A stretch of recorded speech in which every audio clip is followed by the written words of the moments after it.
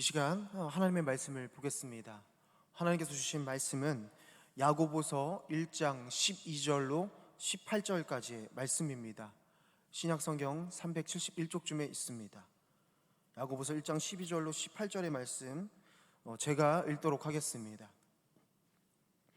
시험을 참는 자는 복이 있나니 이는 시련을 견디어낸 자가 주께서 자기를 사랑하는 자들에게 약속하신 생명의 면류관을 얻을 것이기 때문이라. 사람이 시험을 받을 때에 내가 하나님께 시험을 받는다 하지 말지니 하나님은 악에게 시험을 받지도 아니하시고 친히 아무도 시험하지 아니하시느니라. 오직 각 사람이 시험을 받는 것은 자기 욕심에 끌려 미혹됨이니 욕심이 잉태한즉 죄를 낳고 죄가 장성한즉 사망을 낳느니라. 내 사랑하는 형제들아, 속지 말라. 온갖 좋은 은사와 온전한 선물이 다 위로부터 빛들의 아버지께로부터 내려오나니 그는 변함도 없으시고 회전하는 그림자도 없으시니라. 그가 그 피조물 중에 우리로 한 첫 열매가 되게 하시려고 자기의 뜻을 따라 진리의 말씀으로 우리를 낳으셨느니라. 아멘. 아멘. 할렐루야. 이 시간 대면으로도 예배 드리시고 또 온라인으로 예배 드리시는 여러분 가운데 또 하나님의 말씀이 함께 하셔서 또 회복되고 또 새로운 힘을 얻는 시간이 되어지기를 간절히 축복합니다. 우리 그리스도인들이 세상을 살아가면서 겪게 되는 많은 시험들이 있습니다. 제가 이번 한 주의 시작점에서 한 주의 삶을 이렇게 뒤돌아보면 여러 가지 삶의 시험으로 인해서 힘들어하는 성도님들의 모습을 보게 됩니다. 야고보는요, 야고보서 말씀에 2절 말씀에 이렇게 표현을 하는데요, 너희가 여러 가지 시험을 당하거든 이라고 이야기를 합니다. 여러분, 이 이야기는 무슨 얘기냐면 우리가 시험을 피해갈 수 없다라는 것입니다. 시험은 어떤 모양이든지 여러 사람에게 시험이 닥쳐오게 되는데, 그렇기 때문에 우리가 그 시험을 피하는 것이 아니라 그 시험을 어떻게 대처하는가가 참 중요한 것입니다. 시험에 올바로 대처하기 위해서 제가 지금까지 이 야고보서 말씀을 전하면서 말씀드렸던 내용은 우리에게 올바른 대처 가운데 필요한 것은 인내다라고 말씀드렸습니다. 그리고 또 한 가지는 지혜다라고 말씀을 드렸어요. 여러분, 우리에게 인내는 무엇입니까? 이를 악물고 견디는 것을 이야기하는 것이 아닙니다. 하나님을 신뢰하면서 소망을 놓지 않는 것을 인내라라고 이야기를 하는 것이에요. 그럴 때 하나님께서 우리에게 무엇을 주신다고 말씀하셨습니까? 온전하고 구비하여 조금도 부족함이 없게 하시는 그 하나님의 은혜를 우리에게 주신다라고 말씀하셨습니다. 그렇다면 우리에게 지혜는 무엇입니까? 내가 왜 이런 고난을 당하지? 라는 어떤 원인을 찾는 것이 지혜가 아닙니다. 여러분, 지혜란 무엇입니까? 시험 중에도 선하신 하나님을 굳게 붙드는 것을 지혜라고 말할 수 있는 것입니다. 그래서 제가 지난번 말씀 전할 때 이렇게 말씀드렸잖아요. 하나님의 지혜, 하늘의 지혜를 구하라. 왜 그렇습니까? 하늘의 지혜를 구할 때 우리가 당하는 시험과 여러 가지 고난 가운데 기도할 때 하나님께서는 그 길을 반드시 열어주시기 때문에 그렇습니다. 오늘 본문 12절 말씀은 이렇게 말씀을 시작합니다. 제가 읽어드리도록 할게요. 시험을 참는 자는 복이 있나니 이는 시련을 견디어낸 자가 주께서 자기를 사랑하는 자들에게 약속하신 생명의 면류관을 얻을 것이기 때문이라. 아멘. 여러분, 우리가 시험 가운데 인내하면서 하늘의 지혜를 구하며 살아가는 이유가 무엇입니까? 분명한 목적이 있기 때문에 그렇습니다. 오늘 12절 말씀은 뭐라고 말씀합니까? 약속하신 생명의 면류관이 우리에게 있다라고 말씀하셨어요. 그렇다면 여러분, 약속하신 생명의 면류관을 얻기 위해서 우리에게 필요한 것이 있습니다. 그것이 무엇일까요? 많은 것들이 필요하겠지만 저는 이렇게 한번 생각해 보는 거예요. 우리에게 오는 시험이 정확히 무엇인지를 아는 것입니다. 그것이 무엇인지 분명히 알 때 여러분, 우리는 그것을 분별하여서 바로 설 수 있게 되는 것이죠. 시험을 원어로 보면 페이라스모스라는 이 원어인데요, 이 뜻은 어떤 중립적인 뜻을 가지고 있어요. 그러니까 이것이 맞다 저것이 맞다 얘기할 수 없는데 오늘 본문을 통해 두 가지로 볼 수가 있거든요. 그것이 뭐냐면 첫 번째로는요, 시련으로서의 시험입니다. 시련으로서의 시험이에요. 발음이 좀 헷갈릴 수 있는데 여러분, 이것은 하나님께서 우리에게 주시는 시험을 말하는 거예요. 우리가 1장 2절 말씀에 보면 시험이라는 단어가 나옵니다. 그리고 오늘 12절의 말씀에 나오는 시험이라는 단어가요, 같은 맥락에서 말하는 것인데 이것이 우리 삶의 시련을 의미하는 것이에요. 영어로 표현한다면 여러분들이 이해하기 쉬우실 텐데 테스트라는 표현입니다. 그러니까 하나님께서 이 시험을 통해 우리의 믿음을 보신다라고 우리가 생각해도 되겠죠. 창세기 말씀을 보시면 하나님께서 아브라함에게 이삭을 번제로 드리라는 말씀을 하실 때 이렇게 말씀하세요. 창세기 22장 1절 말씀인데요, 제가 읽어드리겠습니다. 그 일 후에 하나님이 아브라함을 시험하시려고 그를 부르시되 아브라함아 하시니 그가 이르되 내가 여기 있나이다. 아멘. 여러분, 지금 하나님께서 아브라함을 뭐 한다고 하셨죠? 시험하시려고 부르셨다고 말씀합니다. 그럼 우리가 이렇게 생각해 볼 수 있습니다. 아, 그렇구나, 하나님께서는 우리를 시험하시는 분이구나. 그렇다면 이 하나님께서 주시는 시련은 여러분 우리에게 어떤 의미를 줍니까? 우리가 때로는 이 시험 앞에, 시련 앞에서요, 고난 앞에서 이렇게 행동할 수가 있습니다. 어쩌면 우리의 본성일지도 모르는데요, 하나님의 사랑을 의심합니다. 하나님이 과연 우리 내 삶 가운데 함께 하시나요? 실제로 이런 시련 가운데 있는 분들을 만나면요, 이런 얘기를 하시는 거예요. 내가 하나님 앞에 내 어려움을 놓고 이렇게까지 기도했는데 아직도 하나님께서는 묵묵부답입니다. 하나님이 나를 사랑하시지 않아요? 그러나 여러분, 우리가 그렇게 행동해서는 안 되는 것입니다. 왜 그러냐면 시련은 여러분 하나님의 사랑이 없음을 보이시는 것이 아니라 오히려 때로는 그 시련이 우리를 향한 하나님의 사랑을 증거하고 있다는 사실을 우리가 발견할 수 있어야 되는 것입니다. 시련이라는 단어를 우리가 보게 되면 도키미온이라는 단어인데요, 이런 뜻을 가지고 있어요. 정죄되다, 단련되다. 그러니까 하나님께서 우리에게 주시는 시험이 어떤 의미인지 조금 이해가 되실 것입니다. 우리는요, 시련이 없는 삶을 꿈꿉니다. 그래서 내가 이런 어려움이 없도록 주님 인도해 주세요, 이렇게 기도를 많이 하지 않습니까? 그러나 생각해 보는 것입니다. 여러분, 우리 삶 가운데 시련이 없었다면 너무나도 영적으로 무기력한 삶을 살았을 것입니다. 오히려 반대로 생각해 본다면 시련이 있었기 때문에 그 시간을 통과하면서 우리가 하나님을 의지하면서 이런 것을 발견하게 되는 거예요. 아, 뒤돌아보니까 야, 그렇구나, 나의 이 어려운 시련 가운데 하나님께서 이렇게 함께 하셨구나. 하나님을 깊이 만나셨던 경험들이 저와 여러분들 가운데 다 있으실 것입니다. 여러분, 있으시죠?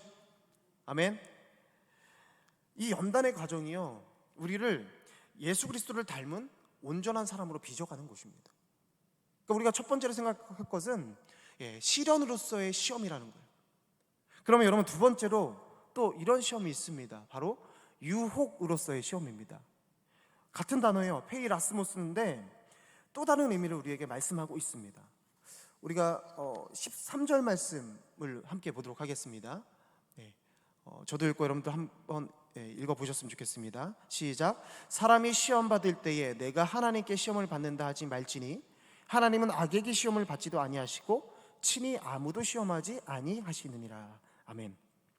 자, 여러분, 제가 앞선에서 지금 유혹으로서의 시험을 말씀드리는데 우리가 이 말씀을 읽고 나서 헷갈릴 수가 있습니다. 아니, 목사님, 아까는 하나님께서 아브라함을 시험하셨다고 하지 않았습니까?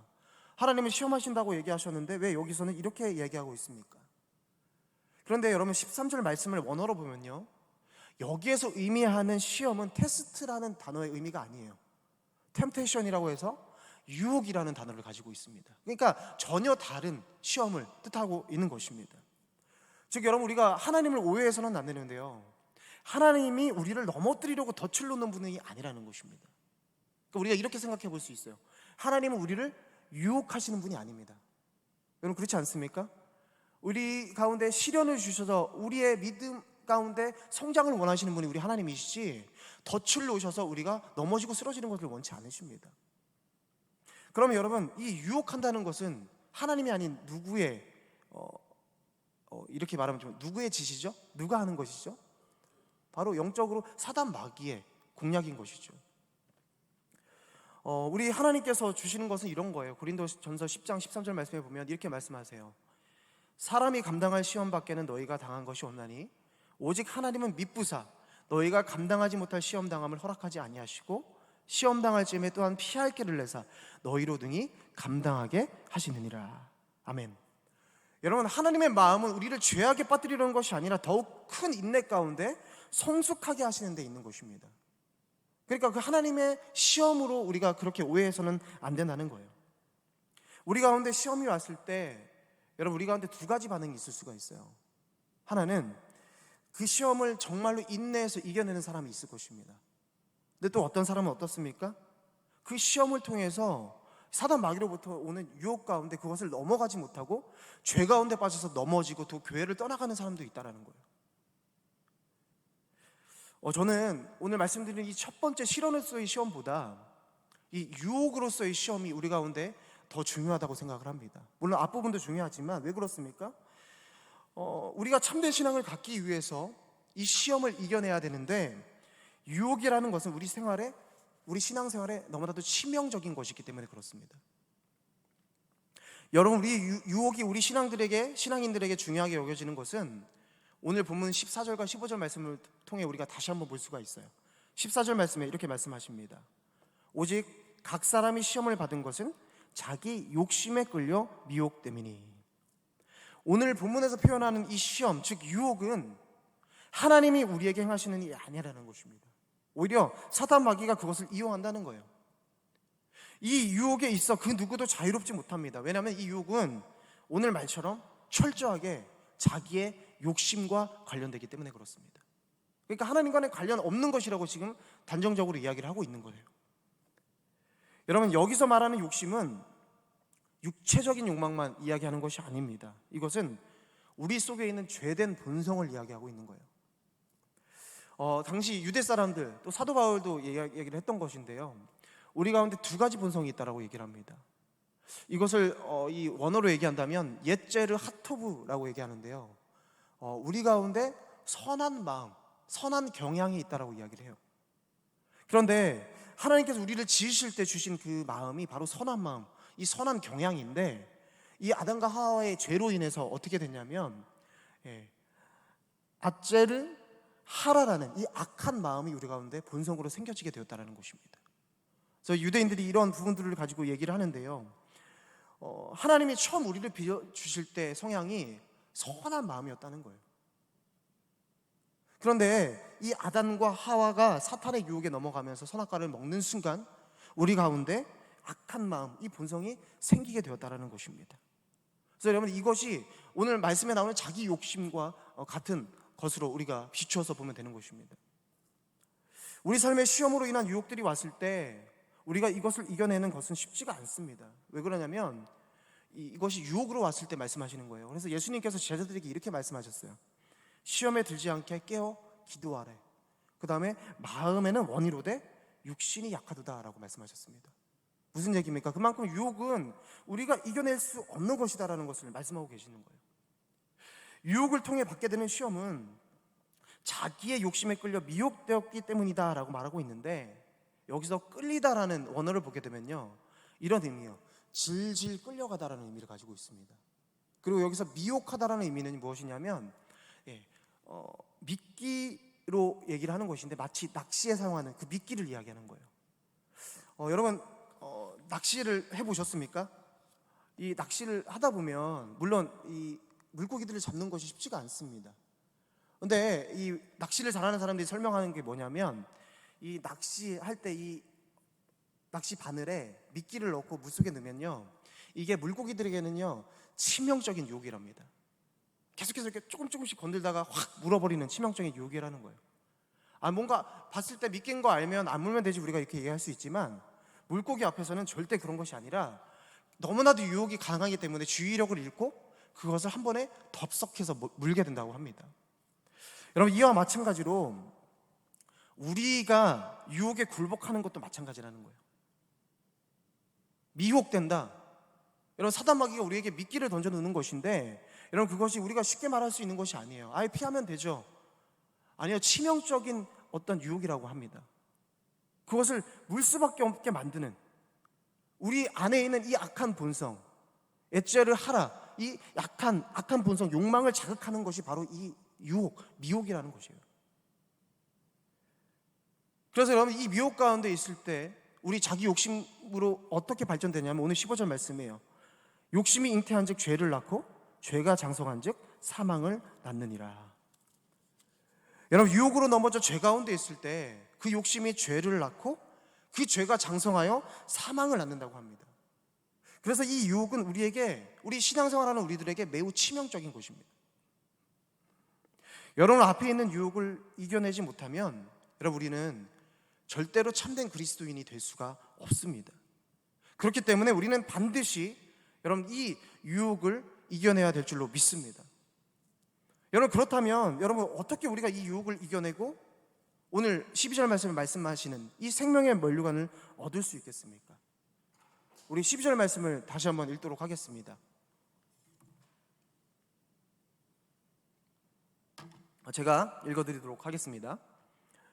시험을 참는 자는 복이 있나니 이는 시련을 견뎌낸 자가 주께서 자기를 사랑하는 자들에게 약속하신 생명의 면류관을 얻을 것이기 때문이라. 아멘. 여러분, 제가 이 말씀을 계속해서 묵상하면서 이 보여지는 행동들이 있습니다. 그것이 뭐냐면 참는 자, 또 견뎌내는 자, 또 사랑하는 자라는 거예요. 저는 생명의 면류관을 얻는 이 자격에 대해서 이 시험, 이 유혹들을 대면하는 우리의 태도를 한번 생각해 보는 것입니다. 시험은 피할 수 없는 것이라고 이야기를 했습니다. 그렇다면 여러분, 그 시험을 대하는 우리의 태도가 어떠해야 되겠습니까? 여러분, 신앙은요, 참고 견뎌내는 것인 줄로 믿습니다. 그래서 그것으로 인해서 말씀하시는 거예요. 참고 견뎌내는 것은 이것이 하나님을 사랑하는 이 모습의 표본인 것입니다. 여러분, 참고 견딘다는 것이 무엇입니까? 우리 앞에 시험, 유혹이 다가올 때 여러분, 우리의 본성이 반응을 합니다. 원망과 불평이 올라옵니다. 밖의 상황에서 뿐만 아니라 내면 속에서 올라오는 것들이 나를 무너뜨리려고 하는 어떤 사단의 전략들이 대단하기 때문에요, 내 안에 있는 분노들이 막 표출되고 싶어 합니다. 그런데 여러분, 우리가 이것을 참고 견뎌내는 것, 이런 것이 물론 쉽지는 않습니다. 참고 견뎌낸 온전히 하나님을 사랑한 자의 표본인 이 성경 속에서 인물이 있습니다. 그 사람이 누굽니까? 바로 욥인데요, 욥기에 보면 욥의 모습 가운데 정말 도전이 되는 모습이 있습니다. 욥기 1장 22절 말씀을 보시겠습니다. 이 욥의 고백인데요, 이 모든 일에 욥이 범죄하지 아니하고 하나님을 향하여 원망하지 아니하니라. 여러분, 이야기가 무슨 말씀입니까? 시험 가운데 정말 말할 수 없는 시험입니다. 너무나도 소중하게 생각하는 모든 것을 다 잃었습니다. 억울할 법도 합니다. 그런데 여러분, 그는 그 상황 가운데 참고 견뎌내는 거예요. 그리고 오늘 말씀은 우리에게 말씀하고 있는 것입니다. 뭐라고 말합니까? 범죄하지 아니하고 하나님을 원망하지 않았다는 것입니다. 여러분, 물론 쉬운 길은 아니에요. 그러나 여러분, 이것이 우리의 모습이 되어야 될 줄로 믿습니다. 여러분, 욥이 겪은 어려움 가운데 여러분, 우리가 그의 아내를 보게 되잖아요.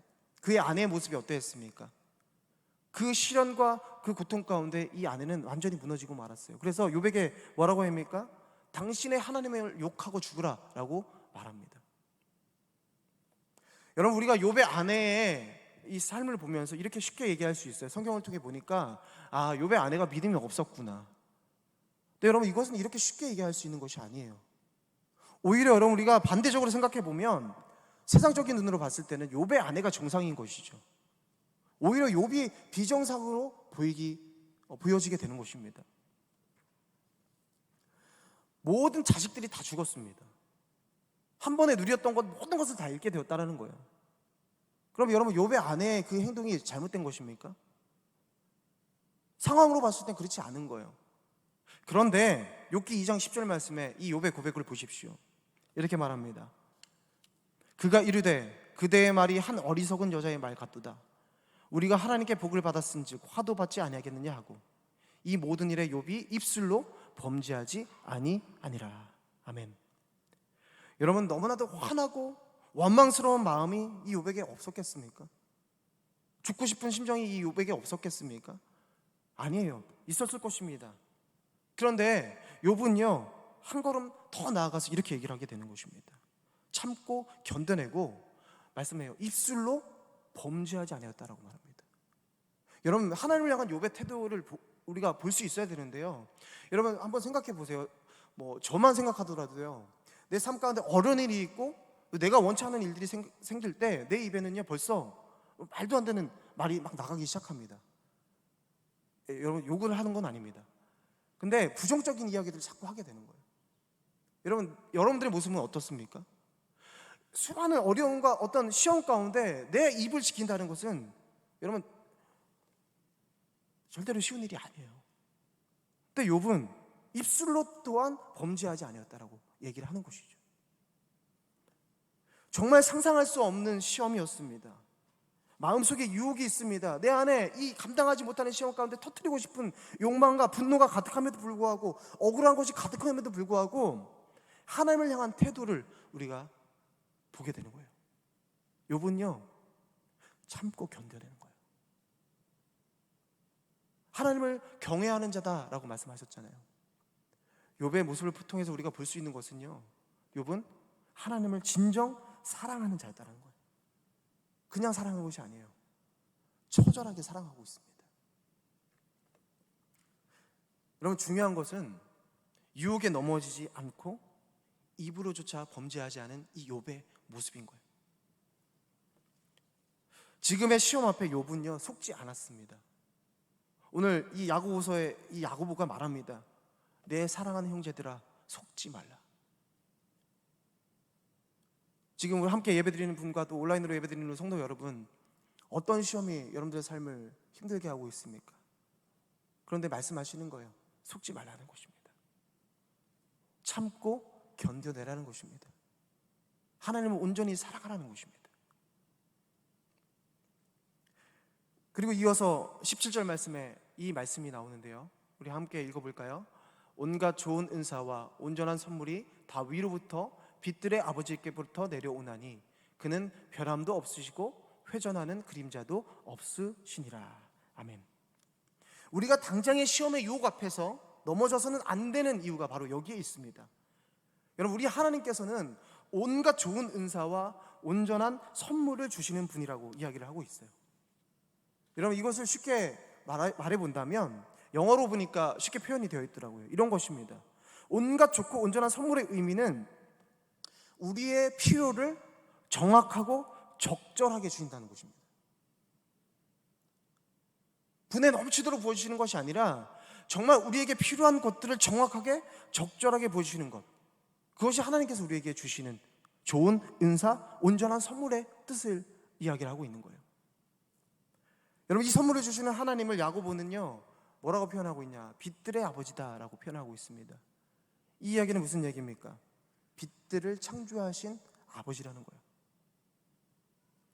모든 것을 창조하신 하나님을 우리가 믿어야 되는데, 여러분, 세상 빛은 변합니다. 그러나 빛이신 하나님은 절대로 변하지 않으십니다. 그 하나님의 성품을 표현하고 있는 것인데요, 그래서 뒤에 이렇게 얘기하고 있죠. 그는 변함도 없으시고 회전하는 그림자도 없으시니라. 여러분, 제가 이 말씀을 묵상하면서 제 모습, 우리의 모습을 한번 생각해 봤어요. 제 모습을 보니까요, 아침에 틀리고요, 점심에 틀리고 저녁에 틀려요. 또 새벽에 틀립니다. 여러분 어떠십니까? 여러분의 하나님을 향한 그 모습이 변함 없으신가요? 저는 들쑥날쑥한 것 같아요. 우리는 아침마다 얼마나 많이 변하는지 몰라요. 몇 시간씩마다 얼마나 우리의 감정들이 변하는지 모릅니다. 피조된 모든 것은 변한다라고 말합니다. 그러나 여러분, 하나님은 변질되지 않습니다. 절대로 변하지 않는 분이세요. 그래서 요한일서 1장 5절 말씀을 이렇게 표현합니다. 제가 읽어드리겠습니다. 우리가 그에게서 듣고 너에게 전하는 소식은 이것이니 곧 하나님은 빛이시라. 그에게는 어둠이 조금도 없으시다는 것이니라. 아멘. 여러분, 제가 또 여러분이 이 하나님을 지금 믿고 있는 것입니다. 빛이신 하나님에게는 어둠이 전혀 없다라고 말씀하고 계시는 거예요. 여러분, 하나님의 선하심은 완벽하고 온전하시기 때문에 변화가 없습니다. 그래서 우리는 생각해야 됩니다. 그 하나님께서 우리에게 허락하신 시험은 여러분 덫이 아니라 좋은 선물인 것입니다. 여러분, 이 믿음이 저와 여러분 가운데 있게 되기를 간절히 소망합니다.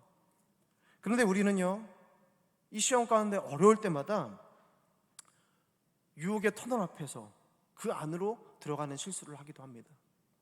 오히려 그것이 우리를 헤어나올 수 없는 시험, 죄악의 길로 빠지게 만들어버리는 것입니다. 근데 오늘 제가 소개해드린 욥은요, 그 험한 어려움 속에서도 어떻게 했습니까? 그 터널 속으로 들어가지 않았습니다. 오히려 변함없이 자신을 인도하실 하나님을 끝까지 사랑하며 사랑하고 그 하나님만을 의지하는 욥의 모습을 우리가 보게 되는 것입니다. 이런 말이 있습니다. 새가 머리 위로 날아다니는 것을 우리가 막을 수는 없다고 하지만 머리에 둥지를 트는 것은 막아야 된다고 얘기해요. 그것은 막을 수 있다고 얘기합니다. 여러분, 시험으로 인한 유혹은요, 누구에게나 있을 수 있어요. 내가 유혹을 받을 때 그게 잘못됐다고 말할 수 없습니다. 유혹은 누구나가 받을 수 있습니다. 그러나 그 유혹 앞에 우리는 굴복해서는 안 될 것입니다. 우리가 해야 할 것은요, 참고 견뎌내며 빛이 되시는 변함없으신 우리의 필요를 정확하게 적절하게 보여주시는 그 하나님을 바라보는 것입니다.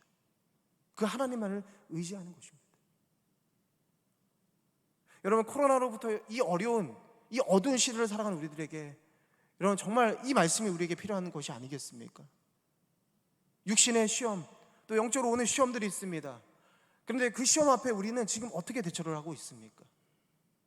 그 시험으로 인해 유혹의 영이 내 가운데 왔을 때 여러분, 우리는 우리의 영, 하나님을 향한 그 마음을 지켜내는 것이 너무나도 중요한 것입니다.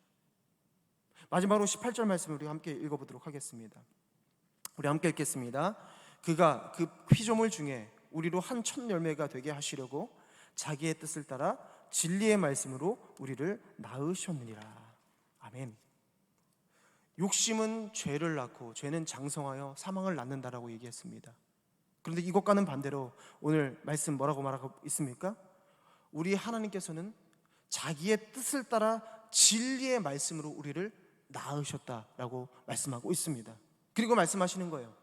그 피조물 중에 우리가 한 첫 열매가 되게 하셨다.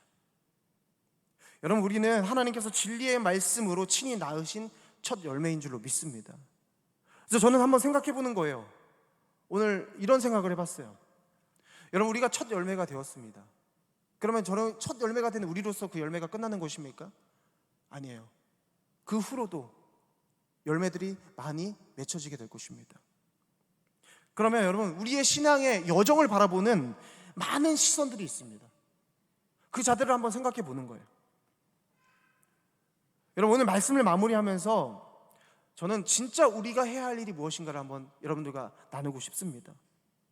제가 말씀드리고 싶은 것은 이것입니다. 우리 이후로 열리게 될 열매들을 볼 때 여러분, 우리가 어떻게 하나님의 영광을 가리는 삶을 살 수 있겠습니까?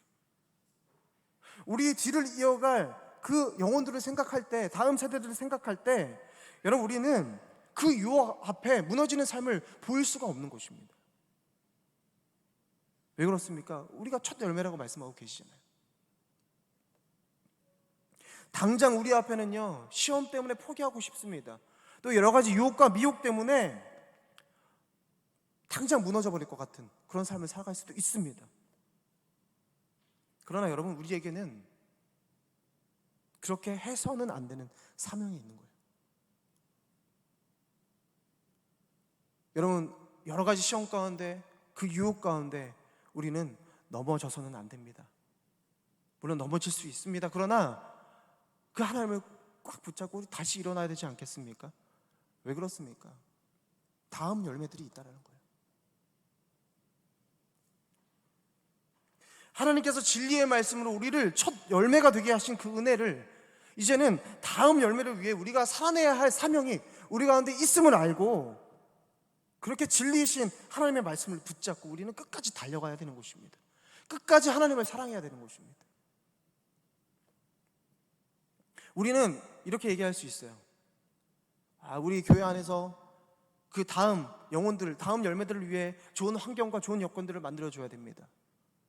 여러분, 저는 그러나 이렇게 생각합니다. 그게 우선순위가 아닙니다. 먼저 앞서서 신앙생활하는 우리들이, 첫 열매인 우리들이 그들에게 정말 어렵고 힘든 상황에서도 헤쳐나가는, 하나님을 믿고 의지하는 모습을 보일 때 여러분, 그것이 그들에게 진정한 유산이 되는 것이고 그들에게 큰 힘이 될 수 있는 것이죠. 특별히 오늘은 여러분 어린이날이었습니다. 말씀 준비한다 하면서 정신없이 시간을 보냈지만 아이들과 잠깐 시간을 보내면서도요, 저 아이들이 웃으며 행복해하는 모습을 보니까 저 또한 행복해지더라고요. 근데 그 모습을 보면서 이런 생각으로 오늘 말씀을 좀 마무리해 보려고 합니다. 여러분, 저는 소망합니다. 우리 믿음의 선배들이 믿음의 후배들 앞에서, 또 믿음의 자손들 앞에서, 믿음의 자녀들 앞에서 수도 없이 우리 앞에 펼쳐지는 시험과 유혹으로 말미암아 무너지는 것이 아니라 변함없으신 하나님을 의지함으로 참고 견디고 끝까지 하나님을 사랑하는 모습을 보여주셨으면 좋겠습니다. 여러분, 너무나도 어려운 시기를 겪고 있잖아요. 그러나 여러분, 그 열매들을 생각해 보셨으면 좋겠어요. 힘을 내주셨으면 좋겠습니다. 그리고 여러분, 그렇게 힘차게 사랑하는 하나님을 붙잡고 나아갈 때 우리에게 주시는 생명의 면류관을 우리 또한 얻게 될 줄로 믿습니다. 그리고 여러분, 그것이 우리 다음 열매들에게 신앙의 유산이 되는 거예요. 여러분, 이 신앙의 참된 싸움을 통해 우리가 온전하고 구비하여 조금도 부족함이 없는 하나님의 나라를 살기를 원합니다. 더 나아가서 생명의 면류관을 얻는 우리 하늘비전교회 모든 성도님들의 삶이 되시기를 주님의 이름으로 간절히 축원합니다. 우리